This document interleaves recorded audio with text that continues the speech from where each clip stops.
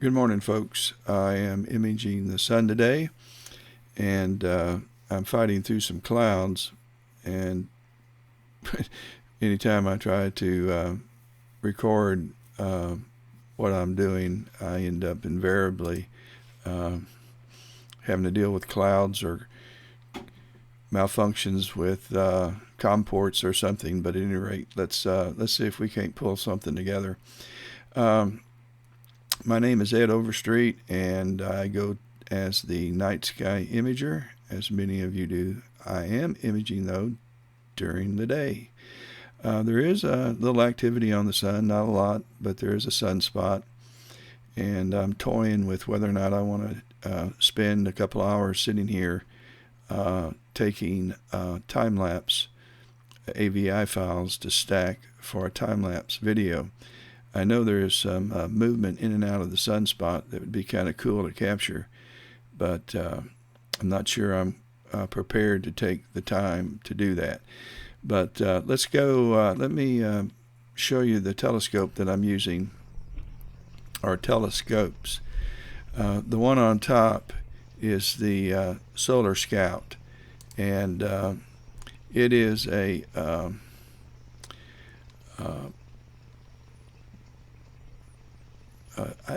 I likened it to a telescope with a quark chromosphere built in, but I talked to Daystar about that, and they said no, it's uniquely different from a chromosphere. But at any rate, I have I have the ASI 120 attached to it right now. When this picture was taken, I was using power poles to connect all of my electrical, and using a USB on the other side to connect my data. And since then, I've added the ultimate Powerbox version 2s. I have 3 kits set up outside, and I'll show you what I'm talking about. Let's share the screen, and this is the one on the far right is the quark chromosphere on the 65 EDQ Astrotech, and then this is the Solar Scout on top. This is on an AVX Celestron mount. It isn't polar aligned, so I'm dealing with some drift, but I'm sitting here in front of it, and I'm just manually guiding using a remote hand controller. Our house becomes 2-story down on this end, and I'm upstairs, the furthest from this setup, and so I have about, I'm not sure how far it is, but I use house Wi-Fi, and I don't use extenders, but I connect to these 2 laptops. Typically when I'm imaging at night, I'm using both of these telescopes, and I have a laptop designated for each telescope. Here's one of the power boxes that you can see here. This power box is mounted in the front on the rail, but these right now I have this USB connected to this laptop. So I do have a designated laptop just for the solar kit, but since I had already set up everything here, rather than bring that out, I just went ahead and connected. I am imaging. I've been imaging last night and tonight, and so that's that. This is a live view, so you can also see there are a few clouds that they're actually becoming fewer and fewer, and hopefully it'll clear up before the end of the day, and I'll have clear skies tonight. Okay, let's now go back to well, I guess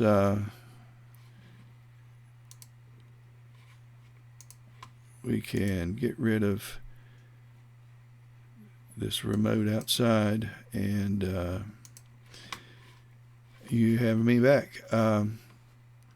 what I want to do now is to go to my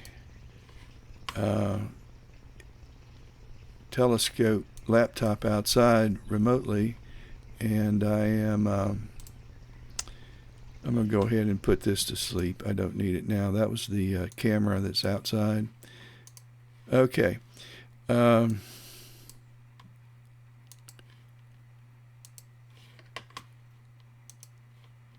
So here we are.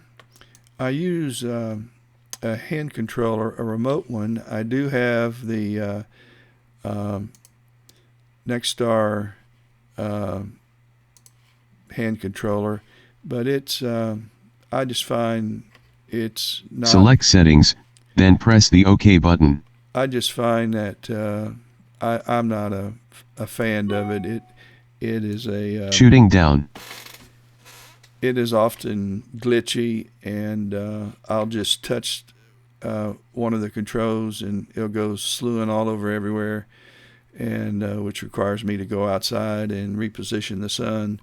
So what I do is I use a Ascon hand controller, and I like using Cortez de Sale. I am not pronouncing that right. I could not hit a lick of French if I tried, but that's what it looks like to me. Cortez du Sale.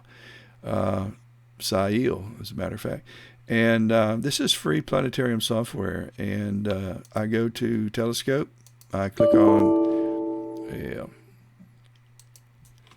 I go to connect. And then once I connect, things light up green. It's now tracking. And it brings up this little hand controller that's remote. It's just a little more stable. I'm also using SharpCap. And when I bring up SharpCap, I do have the option in SharpCap settings to go to hardware and to pick my Moonlight focuser, which is what I'm using outside, and I can activate the filter wheel when I'm using one. I don't have one attached to the solar kits, either one. And I can use the Celestron driver here, and that will bring up my hand controller. But this has become fickle. So I am just using my manual hand controller, my manual focuser by Moonlight, and Cortez is generating the Ascon hand controller. This is the focuser, and I really didn't like the fact that the focusing system had to be activated down here a little. I know you can move these panels around, but this is the only panel I really want to fool with, and when I'm imaging the sun. And I don't use this software when I'm imaging night sky. I'll be using this Sequence Generator Pro. I spent last night taking bias darks, and I took flats too yesterday afternoon. So I just reshot my supporting files, and it's gotten a little warmer out, and so I wanted to kind of catch any newer hot pixels that develops when the it just so happens these cameras just develop hot pixels, and electronic signatures of your frames often are affected too by the hot weather. Or at least mine are. I took flat darks and I take bias. I don't use both when processing. I use one and or the other, and I honestly can't tell the difference. I'm using an ASI 1600 mm Pro camera, and those are the two cameras that I use on two of the telescopes that are outside now. They're both identical, and I just don't find the flat darks improving my images any more than the bias, and it's much easier to add the bias. But I do take them to have them to see and to see from time to time, and they're very easy to take. Okay, let's go back to the sun and see what's going on. Let's bring up the second laptop. And this is the sunspot that I was referring to. And I'm going to see which way I'm going to move this.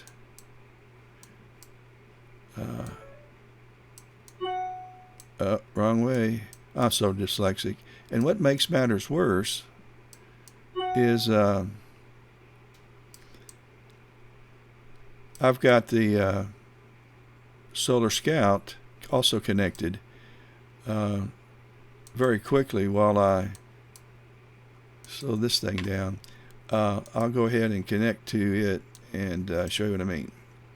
This is the ASI 120 MMC, and I'm on the Scout, and I would have to reposition it, but these controllers move. This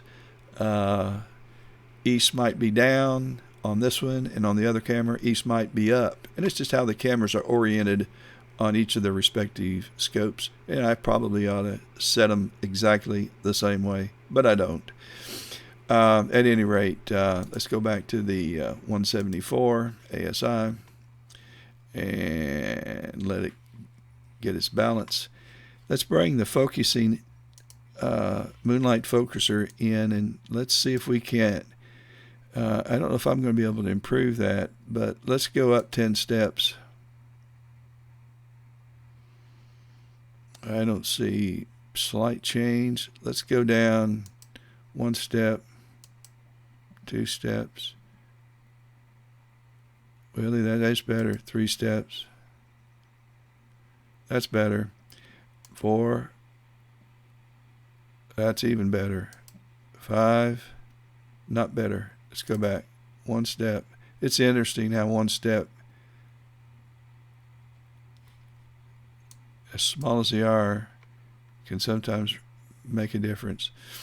Okay, now my hand controllers for repositioning, framing the sun in different ways. The Moonlight obviously is to focus my camera. The Solar Scout has to be manually focused.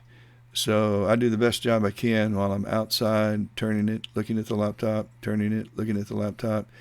But I throw a towel over my head. Actually, I use the towel that covers the telescopes. Put my best glasses on, and I try to get it as good as I can. But when I come back upstairs and look at it, I know it's not as good as it can get. So it's kind of the luck of the draw. When using SharpCap, I also connect to a hard drive. Right now I'm on the E hard drive, which is an external little handheld 1 terabyte hard drive, USB connected, and I prefer not saving to my computer, and I really don't want a big bulky external hard drive that's powered, so I use this little handheld external hard drive that sometimes I have buffering problems. I just have to wait it out, but that's the disadvantage of not having a powered hard drive. And let's see, if in order to change that, you go to File, you go to your SharpCap settings, and you go to File Names, and you just hunt for the drive you want to save your pictures to. There are other options that you have here, but other than, I think that's all for the sun that I use. Now, I also type in the camera that I'm going to be using, the 174, and my target is a sunspot. That's going to be a folder that's created where these are saved. If I was doing a time lapse and taking, let's say 200 1,000 frame AVI files, that would take me a couple of hours. I would have to sit here and reposition the sunspot, and the way I would do that is I would go up to the crosshairs, and I would just place this right here, and of course this doesn't move, and then I would take my first stack, my second, my third, and when it starts drifting off of this, then I would reposition it back in the center. So now let's go to capture. I prefer using quick capture. It isn't that it's any quicker, it's just that you can go here, and once you've selected this, all you got to do is go to quick capture and you've already started capturing. But you can choose different capturing options, and in fact you can set up the time lapse and walk away from it. If I would take the time to polar line this telescope and make sure I was on solar tracking, which you have to do, I would do a much better job of I would do more time lapses because I wouldn't have to stay here and reposition this as often. I'd still get some drift, but I could probably take 30 or 40 minutes and it would be really close to center if I was properly polar line. Sometimes I fool with it. I should have probably taken the time late yesterday evening to go ahead and do this because I knew I was going to do some solar capturing today, and I've bumped it so many times that it's way off from the last time. So at any rate, I've already captured that. That was captured a long time ago and saved. I'm going to go ahead and capture another. Well, let me go up here and hit Start Capture. Start Capture allows you to give you a target name, however many frames you want to take. You want to do just say 1,000 frames. You can type that in and hit Start. If you want to do a sequence of captures, as in a time lapse, and you can put the length and the interval, how much time you want between captures, and then you just cover this up. You put 1,000. You might want 5 minutes between captures, or 5 seconds between captures. I would leave enough time so that you can reposition this if you walk in and have walked away from the computer and you walk in and see if it's drifted some. But I rarely use this unless I am doing time lapse. And even when I'm doing time lapse, I often just sit here, put a movie on, and just watch the sun, reposition it. And if I see some clouds, I'll just pause it and wait and come back, and so I don't have to process or find myself batch processing AVI cloud sun pictures. So let's go ahead and capture another. And well, it looks like it's not in focus. It's as in focus as it was before. It hasn't changed. It's just the scene got a little rough there. Now you can see it's already taken the pictures, but it's buffering the frames. And that's the downside of using a non-powered external hard drive. It's done. It's not that big of an inconvenience, but you do have to factor that in if you're doing a time lapse. Another reason why I'm more likely to do it manual. The best scenario would be to get you a powered external hard drive when you're doing one of these time lapses. Make sure you're polar aligned, and as good as you can get polar line. Start the AVX mount and use the sun or solar mode, the sun to slew to the sun, and that'll put your AVX mount in solar mode, and then it will track at the solar rate rather than sidereal or lunar, and that will help keep it on track. And then if you use the external hard drive, you won't have to deal with intervals of buffering between frames. Now, what I want to do is I'm going to process one of these very quickly, but before I do that, I want to take a flat frame because it isn't hard to see the imperfections and the dust motes that are in this optical train. There's one there, there's one there, there's one here, there's a couple down in here, there's this nasty blotch here, don't know what that is. And so in order to do this, I'm going to move the telescope so that I am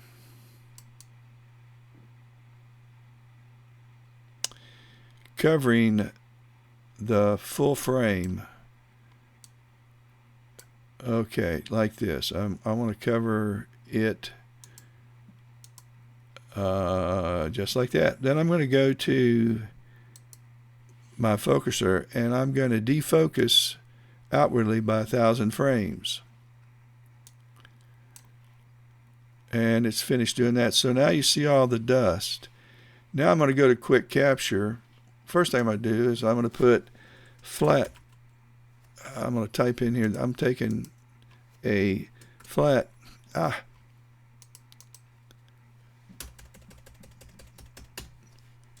Flat. And it's a 174 flat. Because I'm also taking the 120 flats. I want to keep them straight. I don't need but 500 frames for this. So now it's capturing 500 frames. You can tell in the bottom that it's already got the 500 frames. And it's already been saved too. So now what I have is I have two AVL files. Let me go ahead while I'm thinking about it and refocus my camera. I think I went out 1,000, so I want to come back and bring the focuser in 1,000. Okay, here we are. And the one other thing I'm going to do before I process is I'm going to take us back to the sunspot. By the way, had I left the crosshairs up, I could have gone back exactly where I was and repositioned the for more time lapse if I were doing them.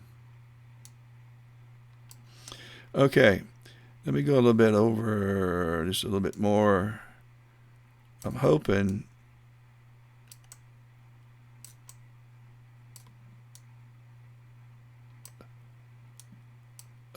let's go.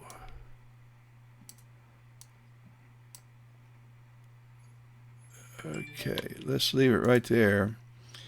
And let's overexpose this and see if there's any sunspots.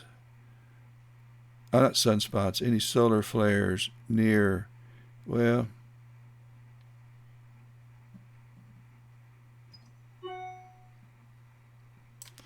I'm overexposing this just to see if there's some activity down here, if there's any solar flares. And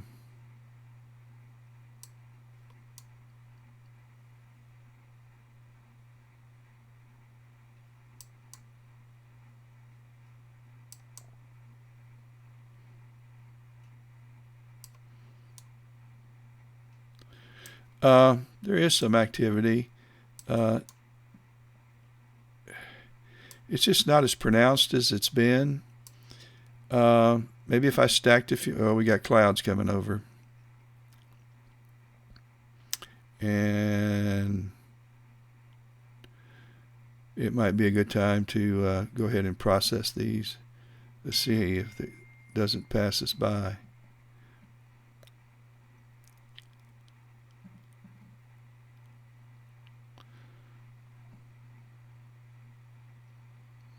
And okay, I think that's done it. I'm just looking around the rim here to see if there's any other well,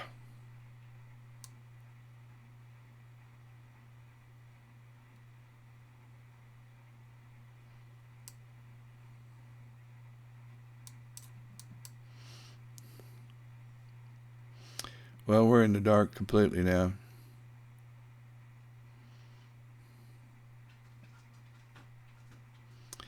And I don't know how that's going to last. So this might be a good time. Let's go ahead and minimize this. And let's bring up AutoStakkert.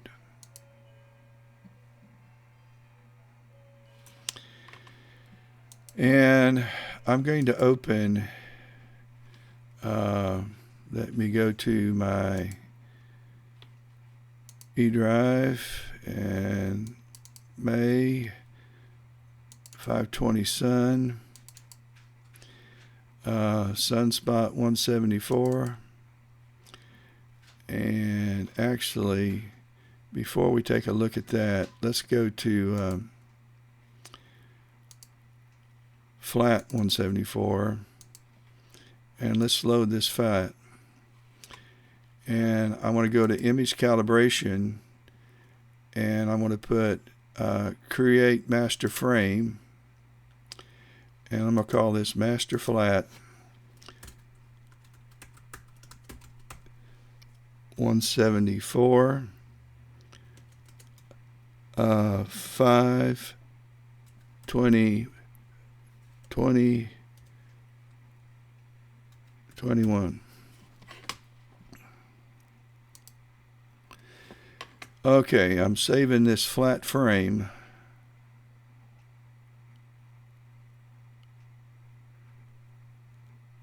Okay, now let's go to our open. Let's go to our sunspot, and let's just pick the last video. I don't know why. And you see these sunspots that are our problem here. I'm going to go to image calibration, and I'm going to put load master flat. And you know what? I forgot where we saved the daggone thing. I'll cheat a little bit. I'm going to go create master flat frame, and let's see where it has it.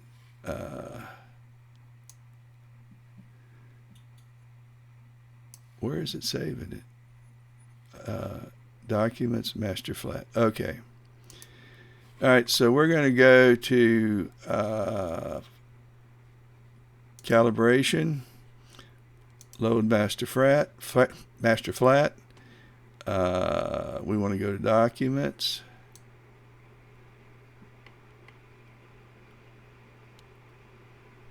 Where's AutoStakkert at? Oh, this is a bummer. I guess images. Nope.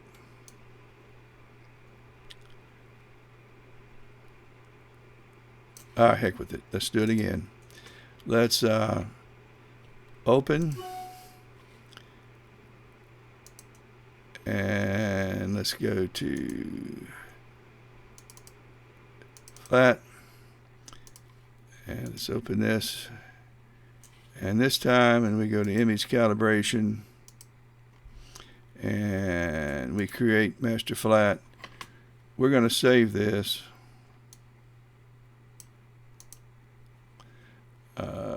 Right where it's supposed to be.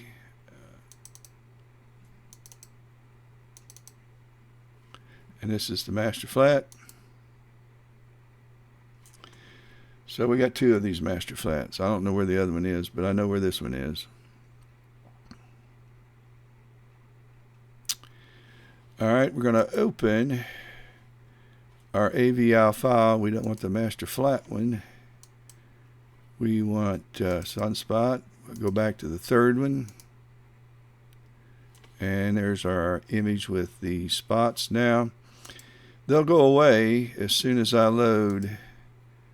There it is, the master flat. And voila, they're gone.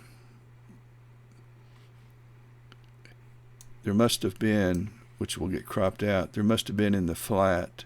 I must have been towards the edge. I didn't pay a whole lot of attention to it.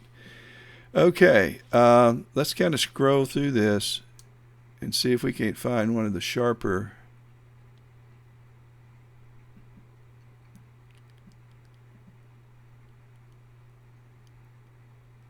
that's pretty good right there. I may just stop. And I want to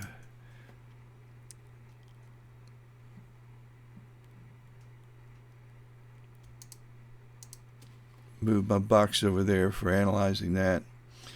We're going to put surface, improve tracking, and let's click analyze.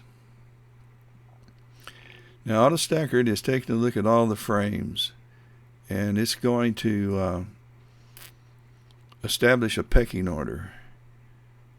And it's going to tell me what percentage of my files are good and what percentage need to be trashed. Which is helpful because those scene conditions that you have are kind of filtered away. Not all the time, but some of the more serious scene issues, our focus appearance will be filtered away. And you're going to see a graph, and well, just wait for it. And that kind of helps you to decide what percent of the frames do you want to actually process, and what percent are you wanting to get rid of. So we'll wait on that to finish. Typically, when I take images of the sun, I bring them inside to my desktop, which is much faster than those laptops, and I don't have to wait. But in order to do this on a video, it's kind of necessary to to do it on the laptop. All right, this is the quality graph, and where this line intersects, which is about 50%, about half of these frames are okay, are above the line, and about half are below the line, and that's kind of what it looks like. So I'm going to go up here and I'm going to say I'm going to keep 50% of the frames. Now, before I do that stacking, I'm going to select some points. And let's put a grid out here automatically. And you can either do it manually, which isn't a bad idea, or you can just let it automatically place a grid. I think we're going to go back to 104 and let's go, say 200. Let's see what that looks like. No, we already did 200 is not enough, and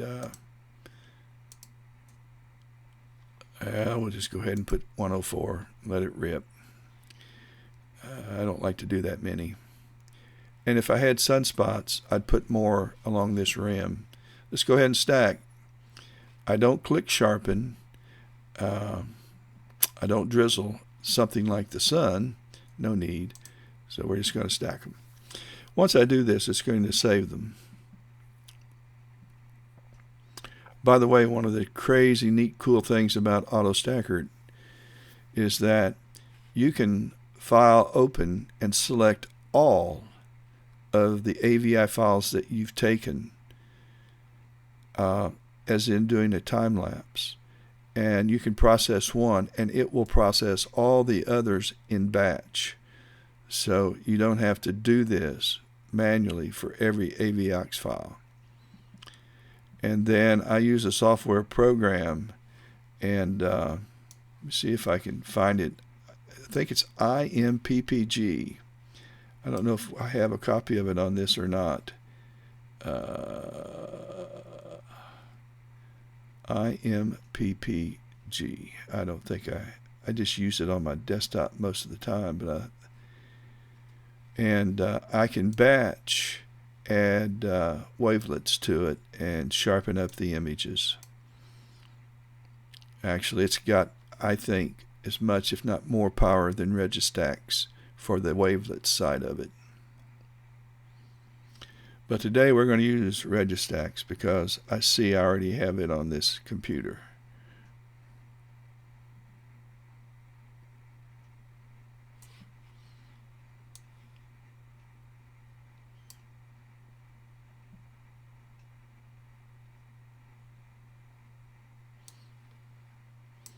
Well, I thought I did. I thought I saw it down here. I may not. We'll go looking for it. Again, this is taking more time than I like.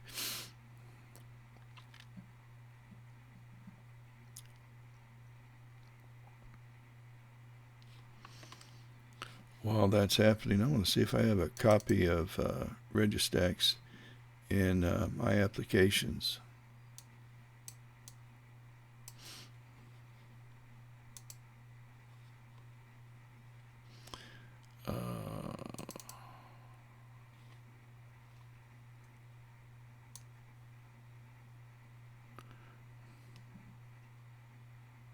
I do. I do. Okay.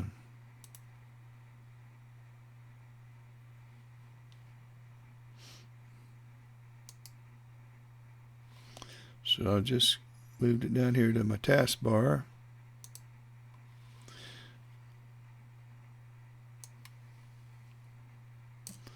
And when this thing finishes, we'll run it through the wavelet sharpening features in Registax.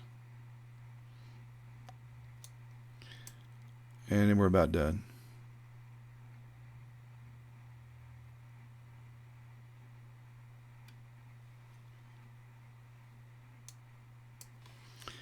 Let's go back and see what the sun is doing while that's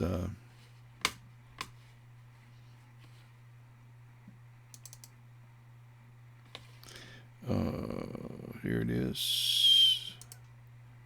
Oh, heck, I opened the wrong thing. Here we go. I don't need Sequence Generator Pro.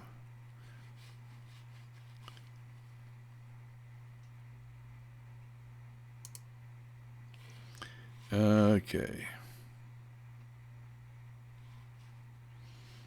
Let's dumb this down to about 13, 14.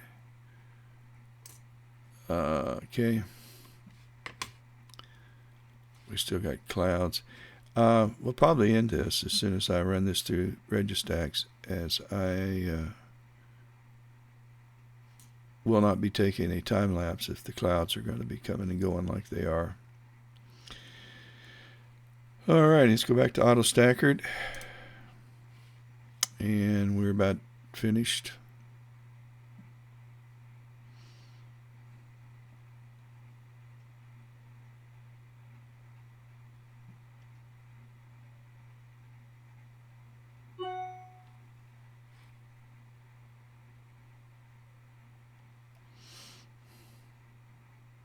I think I ran into some difficulty. I got an X through stacking, and I'm not sure what's happened to it. May have to reprocess this. That's what it's working on, I guess. You know what I did? I hit that thing twice, and it did it twice. All right. Okay, we're good right now. So let's go to Registax.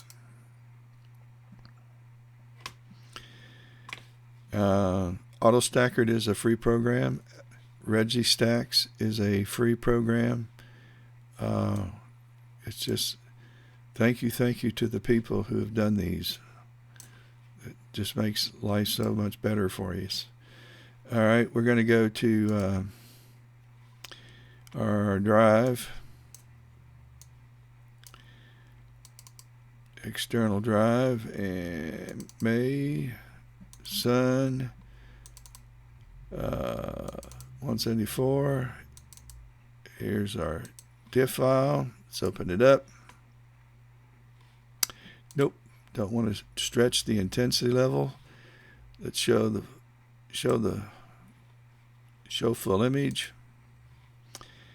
Okay, now I already have some schemes that I've loaded. I don't know if there's any. I do have one in this. So I have done this before back in December. Let's see what they have.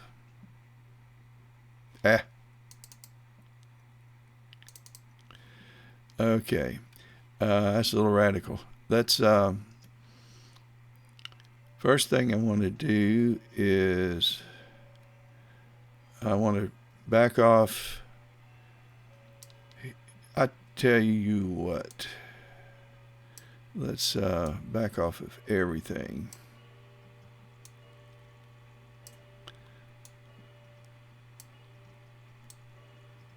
Let's raise our denoise on these interior.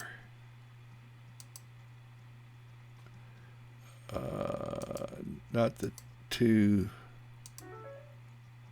on the outside. Okay. That looks okay. And let's do all.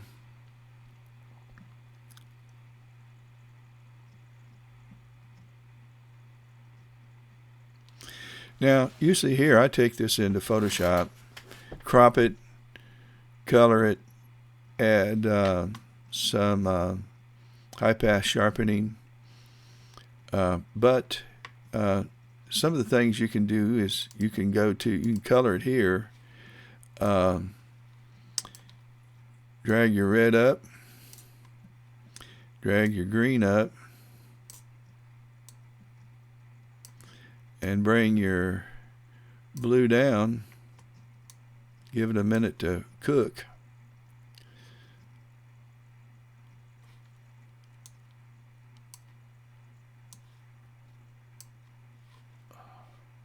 And even though this is a black and white picture,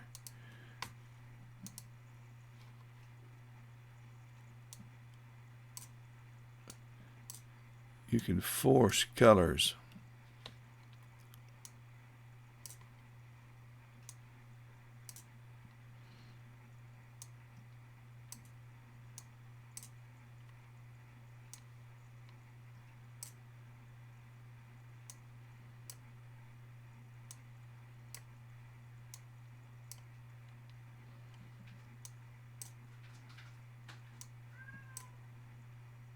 Uh,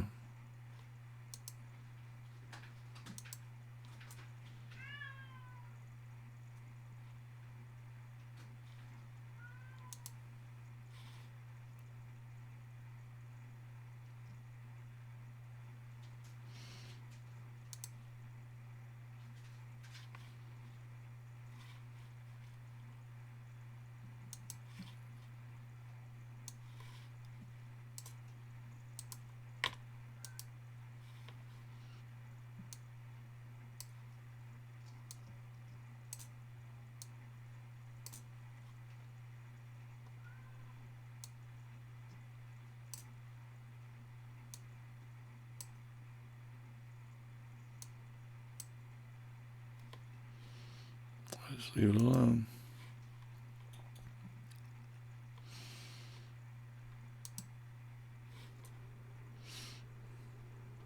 Okay.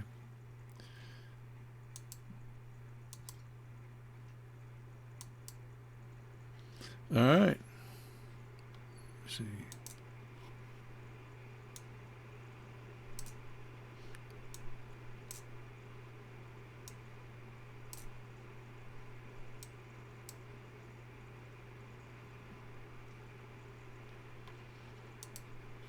Okay, we're going to do all again.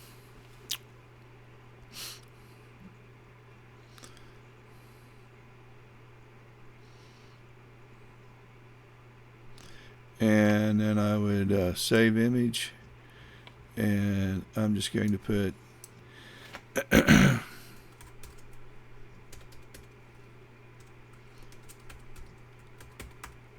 174 1. So this is the first of the 174s for today. We close this out. I'm going to close this out, take one last look at the sun, and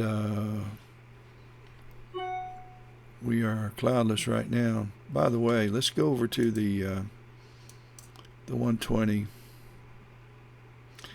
and you notice that there are these rings going around. These are called Newton rings. And when I take a flat, I can remove those rings. just like I can the dust motes that you're seeing here. But here comes the clouds.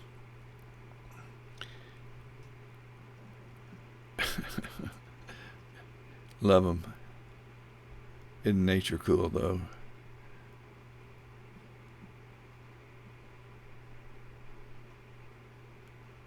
But you can also purchase a device, and I have them. I have them on both kits that help to realign your sensor to the lens, and what it does remove it. This on the Solar Scout, I haven't adjusted it enough. I need to. They were much worse, and I created a new angle and put it on and refocused. I still have some banding, so I'm going to have to. I'm going to have to go back and adjust that angle just slightly more. It needs to be somewhere like 25 degrees, so it's a pretty good. It's a pretty good clip. Well, as you can see, we're going to have some frames. I'm going to go ahead and sign off. I plan to stay around and try to get at least a couple captures with this camera and a flat frame just to see how focused it is or how focused it isn't. Have a great day.